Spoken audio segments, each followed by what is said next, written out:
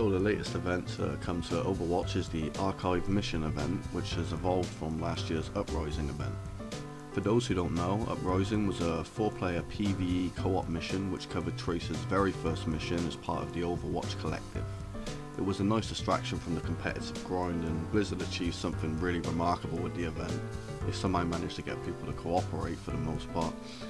Aside from that, those who are interested in the lore got some more lore on the Overwatch backstory while shooting assorted robots in the face. This year's iteration brings back the Uprising mission and expands further by bringing another lore-driven co-op experience with a new mission, Retribution. Retribution covers a Blackwatch mission with a choice of 4 heroes to play from: Moira, a not yet edgelord Reaper, McCree, and a recently put back together Genji.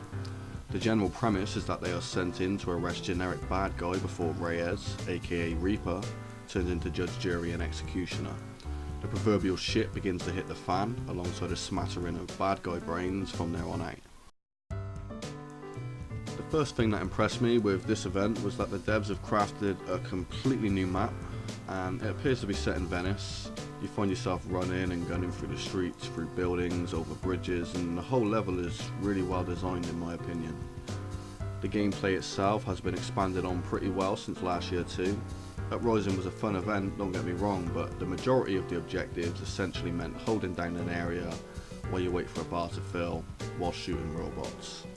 Retribution feels far more fluid as you shoot your way through different areas as bad guys arrive via aircraft and boats to block your escape.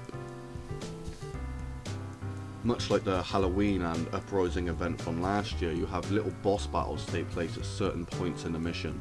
Firstly, you'll meet what appears to be Widowmaker's apprentice, who can do big damage on the higher difficulties if you're not careful. She'll hook up onto ledges and start popping off before performing a GTFO maneuver onto another ledge and start popping off. I have to say I do like the skin design on this, and I think Blizzard should probably consider making it unlockable in some way.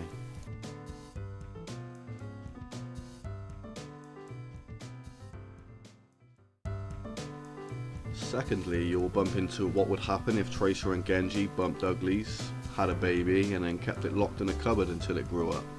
Angry Tracer ninja thing.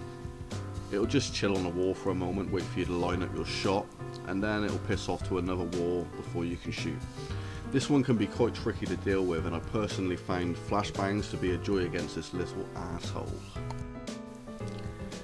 And thirdly, you'll meet another love child, this time between Bastion and Orisa, with a little seasoning of Reinhardt. Big angry robot, big guns that'll shred you if you're not careful, and also it'll charge into you when it gets bored of putting holes in you. This one is probably the hardest to kill due to the big health it has and the big damage it can put out. If a group is going to wipe on this mission, it'll probably happen during a fight with one of these.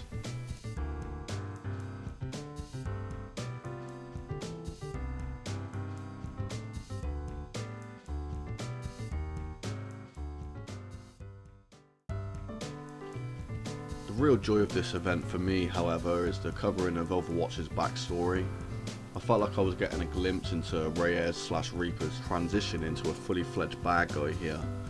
Overwatch is quite an unusual game in the respect that it does have such great lore, but most of it isn't accessible within the confines of the actual game.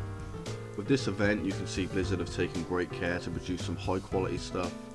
You get some nice cutscenes, lots of dialogue, and a fair bit of insight into the characters' personalities and motivations.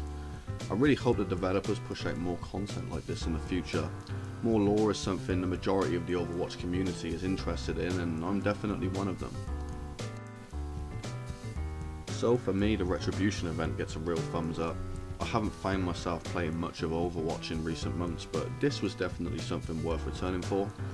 I can see it's not going to be for everyone, but myself, I'm going to sink a fair few rounds in on this before the event goes away in 2 weeks' time. So, happy hunting people, and good luck with them loot boxes.